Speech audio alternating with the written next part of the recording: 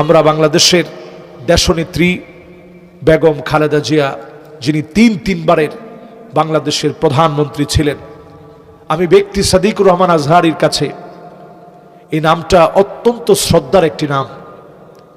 তিনি মা হিসেবে এমন মা ছিলেন যার একটা সন্তান চোখের সামনে চলে গেছে, ওনার আরেকটা সন্তান দেশের বাহিরে আছেন, নানা জটিলতার কারণে তিনি দেশে আসতে পারতেছেন না, কিন্তু তিনি আপসহীনভাবে ৯টা বছর জালেমের জুলুমের শিকার হয়েছেন। মিথ্যা বিভিন্ন মামলা হামলার কারণে ঘরের ভিতরে অবরুদ্ধ রাখা হয়েছে, নিজের প্রত্যেক জায়গা থেকে, স্বামীর স্মৃতি বিজড়িত জায়গা থেকে ওনাকে বের করে দেওয়া হয়েছে, সন্তান ছাড়া করা হয়েছে, ঘরবাড়ি ছাড়া করা হয়েছে, কিন্তু তিনি দেশটা ছেড়ে যান নাই। এজন্য এই জাতির কাছে জালেমদের জন্য যতটুকু জালেমদের কথা জুলুমের কারণে বদদোয়ার সাথে মনে হয়, এই নারীর জন্য বারবার দোয়ায় মানুষ এই নারীকে মনে করে, ঠিক কিনা কোন? আমরা আজকেও দোয়া করি। লিভার সিরোসিসের মতো, লিভার সিরোসিস অনেক বড় একটা রোগ, আপনারা জানেন। এই রোগে পেটের ভিতরে এত যন্ত্রণা হয় যেটা সহ্য করা যায় না। আমরা ওনার জন্য দোয়া করি। আল্লাহ পাক হচ্ছে শাফিউল আমরাদ, সমস্ত রোগের শেফা দানকারী হচ্ছে আল্লাহ রাব্বুল আলামিন। আমরা আল্লাহর কাছে দোয়া করি এই জাতির এই ক্লান্তি লগ্নে, এই সময়টাতে উনাকে বড় প্রয়োজন, এই সময়টাতে উনি থাকা দরকার আছে, এই দেশের মানুষের জন্য ওনার থাকা দরকার আছে। আল্লাহ ওনাকে অন্তত হায়াত দেখ, জালেমদের বিচার যেন উনি দেখে যেতে পারে, ঠিক কিনা বলে? আমরা এই জন্য ওনার জন্য দোয়া করি, আল্লাহর কাছে কায়মানুবাক্যে দোয়া করি, আল্লাহ যেন শিফায়ে কামেলা আদেলা আজেলা যেন আল্লাহ ওনাকে নসিব করে দেন, পড়ে না আমিন। এই যে বাংলাদেশে আবুল সরকার নামে একজন গায়ক, সে যে পরিমাণ তালবাহানা করছে, বাংলাদেশের একজন মুফতি সাহেব আছে, ওনারে কিছু না জিগাইতে উনি ফতোয়া দেয়। যে মুফতি সাহেব শরিয়তের বিষয়ে বলল যে শরিয়া আইন এই দেশে চলবে না, আমরা শরিয়া আইন মানি না, এই মুফতি সাহেব বিনা ফতোয়া জিজ্ঞাসা করার পরেও তিনি ফতোয়া দিলেন যে 24-এর এই গণ অভ্যুত্থানে আমাদের দলের কোনো অবদান নাই, এটা আমাদের দলের কিছু না, আমাদের কোনো সম্পৃক্ততা নাই। আপনার কাছে কেউ জিজ্ঞেসে? নতুন করে উনি ফতোয়া দিচ্ছেন যে বাউলদের ব্যাপারে নতুন করে মৌলবাদ তারা জাগ্রত হয়েছে, বাউলদের পক্ষে তিনি আছেন, তিনি ফতোয়া দিচ্ছেন যেই বাউল এই কথা বলবে, আল্লাহ একজন না হয়ে যদি 5 জন হইতো তাহলে আল্লাহ শক্তি তো বাড়তো না। নাউজুবিল্লাহ কইতেন না মনে হয়? চিন্তা করেন কতটুকু ফালতু হলে পরে যেই লোক প্রকাশ্যে এই কথা বলে এবং আল্লাহর ব্যাপারে এই কথা বলে ফেলছে যে আল্লাহ এক মুখে কয় কথা কয়, নাউজুবিল্লাহ কন, এই কথা মুসলমান শুনি কেমনে? আরেক বেয়াকুব নাদান নালায়েক জানোয়ার, ওটার নাম আনোয়ার, ওটার ভিতরে কিচ্ছু নাই, ওটা পুরো একটা খোলস। ও কইতেছে আমি মরে গেলে 7 দিন পরে আমার লাশ তুলবি, তুললা দেখবি যদি আমার লাশ ফুচ্ছে যায় তাইলে আমারে আর হেন দেওয়ানের কাম নাই। মানে হ্যাঁ লাশ ফসতো না। তুই কোন বুজুর্গটা? তুই কোন অলিটা? আমি সব ফুলাভান্ডে কয়ে গেছি। আচ্ছা ধরেন এনতে উড়াইলেন, আগে থেকে তার শরীরের মধ্যে স্প্রে করে রাখলো, মনে করেন আপনার তার শরীরটা ফসে নাই, তো কিসে? আচ্ছা মাটির ধরেন তারে খাইলো না, তো কিসে? আল্লাহ পরীক্ষা নেওয়ার লেগে ধরেন এখন আমি এই কথাগুলো করার সময় মরে গেলাম, আপনারা মনে করলেন সুবহানাল্লাহ, আসলে তো হেরা ঠিক, হুজুরে বি ঠিক, এলে কিন্তু হুজুরে মরে গেছে। আমি যদি এই কথা বলতে বলতে মরেও যাই, এই মুহূর্তে যদি আমি মারা যাই, এরপরেও এটা মনে করার সুযোগ নাই যে ওই বাউলের কথা সঠিক। বিশ্বাস করেন আল্লাহর নবী দুনিয়ার ভিতরে আসছে লিউকাসসিরাল মাযামির, একতারা দুতারা সেতারা ভেঙে টুকরা টুকরা করে দেওয়ার জন্য নবীজি দুনিয়া আসছে। কি নিয়ে আছেন আপনারা? এই সমস্ত সব বাউলদের যত ইনস্ট্রুমেন্ট আছে সব ভেঙে টুকরা টুকরা করে দেওয়ার জন্য নবীজি আসছে দুনিয়ায়।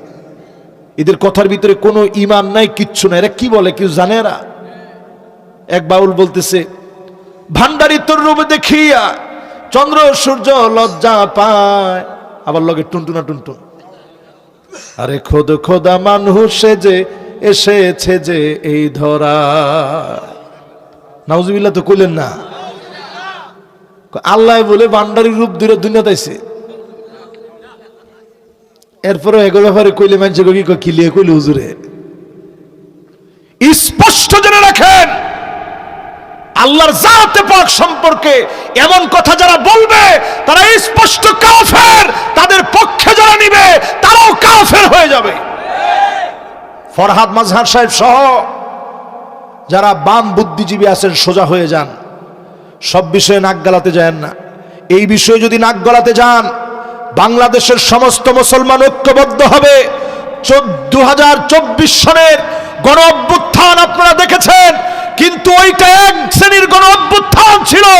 নতুন করে যদি আবার সংকট তৈরি করেন, আরেকটা গণ অভ্যুত্থান হবে, ওইটা ইসলামী গণ অভ্যুত্থান হয়ে যাবে। এই জন্য এটা নিয়ে বাড়াবাড়ি করেন না। আবুল সরকারকে তার প্রাপ্য বুঝাইয়া দেন, ওই আনোয়ার নামের জানোয়ারটারেও প্রাপ্য বুঝাইয়া দেন। যতগুলা বাউলে আউল ফাউল কাজ করছে সবগুলারে ধরেন। কারণ একটা সময় ছিল যখন ওই রকম ক্যামেরা ট্যামেরা ছিল না, তখন আপনি একটা জায়গায় আসছেন, কিছু কথা বলছেন, এখান থেকে চলে গেছেন, শেষ। কিন্তু এখন এই যে দেখেন যারা তাকায় আছে, এটা চলে যাবে কোথায়? দূর দেশে। এই জায়গায় ছড়ায় গেলে যদি আপনি এই জায়গায় কথাটা বলতে পারেন, প্রতিবাদ এই জায়গা থেকে করতেই হবে, ঠিক কিনা কন? এই জন্য এখন আর আপনি যদি বলেন যে আমি তো আবুল মানুষ, আমি একটা কথা বলে ফেলছি, হুজুর এইভাবে ধরার তো কিছু না, আমি তো আবুল,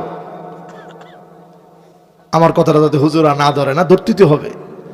আপনি কথা যেটা বলছেন এটার জন্য শুধু মাফ চাইলে হবে না, বরং এটা শাস্তিযোগ্য অন্যায় করে ফেলছেন, ঠিক কিনা কন? এই জন্য আজকে থেকে বোঝার চেষ্টা করেন। এই জন্য জমিনের ভিতরে আযাব আসতেছে। এরপরে নবী আলাইহিস সালাম বলেন, শুরিবাতিল খামর 14 নম্বরে, এই জমিনের ভিতরে আযাব এই জন্য আসে, অধিকাংশ মানুষ মাদকাসক্ত হয়ে যাবে, নানাভাবে মদ পান করবে, মানুষগুলা ধ্বংসের দিকে যাবে। এই ধ্বংসের দিকে যখন মানুষেরা যাবে, তখন মানুষকে আল্লাহ আযাব দিবেন। শুরিবাতিল খামর, চতুর্দিকে মদ পান বেড়ে যাবে। আজ আপনি বাংলাদেশের দিকে তাকায় দেখেন, এদেশের রন্ধ্রে রন্ধ্রে, অলিতে গলিতে মানুষ এখন মদ পান বাড়ায় দিয়েছে। শুধু মদ না, ফেন্সিডিল, হেরোইন, আফিম, মেরিজুয়ানা, ইয়াবা, এলএসডি, যত রকমের নেশাজাত দ্রব্যাদি আছে যা মানুষের মস্তিষ্কের উপরে বিভ্রাট তৈরি করে। আপনারা আমাদের সাথে আছেন? আমরা দেখেছি গাজীপুরের কালিয়াকোড়ের একটা যুবক ছেলে নেশা করতে করতে করতে করতে মায়ের এত কষ্ট দিয়ে ফেলছে। মা মানুষের বাড়িতে বাড়িতে গিয়ে দুমুঠো চাল এনে ওইটা দিয়ে সংসার চালাইতো। ওই চালানো সংসার, এই মানুষের চাল, দুমুঠো চাল দিয়ে একটা সংসার চলতো। 1 বছর বয়সেই তার বাপ মারা গেছে। তার মা এই লম্বা সময় ধৈর্য ধরছে, সবর করছে, বিয়েটা পর্যন্ত বসে নাই সন্তানের দিকে তাকায়। এই সন্তানকে তিল তিল করে মানুষ করতে চেয়েছে। ছেলেটার নাম সজীব। মা সহ্য করতে না পেরে শেষে সে আত্মহত্যা করেছে। মা যখন আত্মহত্যা করছে, তখন মায়ের লাশ দাফন করা হয়েছে, ময়না তদন্ত হয়েছে, মর্গে নিছে। রাত্রিবেলায় কি যেন মনে হয়েছে ছেলের মনে। হঠাৎ এই ছেলে মায়ের লাশটা কবর থেকে উঠে আনস। মায়ের লাশটা কবর থেকে উঠে এনে এই ছেলে এখন মাকে কবর থেকে উঠে এনে ল্যাপ তুষক কম্বল দিয়ে ঘরের মধ্যে মাকে রেখে দিস। কবর থেকে একা গিয়া উঠায় আয় না। সন্তানের এখনো কর্মকাণ্ড। পরের দিন যখন সকাল হয়েছে, লোকেরা দেখতেছে কবরের মধ্যে লাশ নাই। সবাই চলে আসছে যে কিরে লাশ কোথায়? আয়সা ঘরের মধ্যে দেখে প্রচন্ড দুর্গন্ধ হচ্ছে। এরপর দরজা খুলছে, খুলে দেখতেছে মায়ের ঢাইকা রাখছে। বলার উদ্দেশ্য হচ্ছে এই, আমরা অনেক সময় সন্তানরা মায়ের হক বুঝি না। অনেক সময় মা বাপ হয়ে সন্তানরে যা দেওয়া দরকার আমরা দেই না। প্রত্যেক সন্তানের 3টা হক আছে। বলেন কয়টা? একটা হচ্ছে আপনি স্বামী হিসেবে যখন স্ত্রী বেছে নেবেন, নেককার স্ত্রী বেছে নেন, এটা সন্তানের হক, অধিকার। 2 নম্বর অধিকার আপনার বাপ মার কাছ থেকে সন্তান হিসেবে পাওনা অধিকার। 2 নম্বর, সুন্দর একটা নাম রাখেন। আমাদের সমাজের ভিতরে আমরা সুন্দর নাম রাখতে পারি না। আমরা নাম রাখি সেন্টু, মিন্টু, পিন্টু, পরে বড় হয়ে হয় সান্দাবাস। কথা কন কি হয়? দেখবেন নাম হয় তার গলা কাটা মজিবর, এরপরে দেখবেন পিচ্ছি আগে লাগাই দিছে। বাংলাদেশে ছিল পিচ্ছি হান্নান, এখন আর নাই। পিচ্ছি কামাল আছে না? এই যে যত এরকম সন্ত্রাসী আছে যেগুলা দেখবেন, এবং দেখবেন সুইডেন আরমান, দেখছেন নামের ধরন কি? এরপরে দেখবেন লিটন, হাত কাটা লিয়াকত, এরকম যত নাম আছে এগুলো কিন্তু সব বিকৃত নাম। আমরা অনেক সময় নিজেরা রাখি বিকৃত নাম। খবরদার, সুন্দর নাম রাখবেন। ওই নাম রাখবেন আব্দুল্লাহ, আব্দুর রহমান, উব্বিদ ও হুম্মিদ, যে নামের ভিতরে আল্লাহর প্রশংসা পাওয়া যায়, ওই নাম আপনার সন্তানের জন্য রাখেন। সুন্দর একটা নাম রাখেন সন্তানের জন্য। ওই নাম রাখেন যে নাম শুনলে আল্লাহর কথা স্মরণ হয়ে যায়, আপনার ছেলের জন্য দোয়া আসে। এরকম একটা নাম সন্তানের অধিকার। 3 নম্বর সন্তানের অধিকার হচ্ছে সন্তানের জন্য আপনি ছোটবেলাতেই আল্লাহকে চিনান, তাওহীদের জ্ঞান শিখান। এটা সন্তানের অধিকার। কিয়ামতের দিন বহু বাপ আল্লাহর সামনে দাঁড়ায় কাঁদবে। সেদিন আল্লাহর সামনে দাঁড়ায় বহু বাপ আল্লাহর সামনে দাঁড়ায় কাঁদবে। ওয়াল্লাযীনা আমানু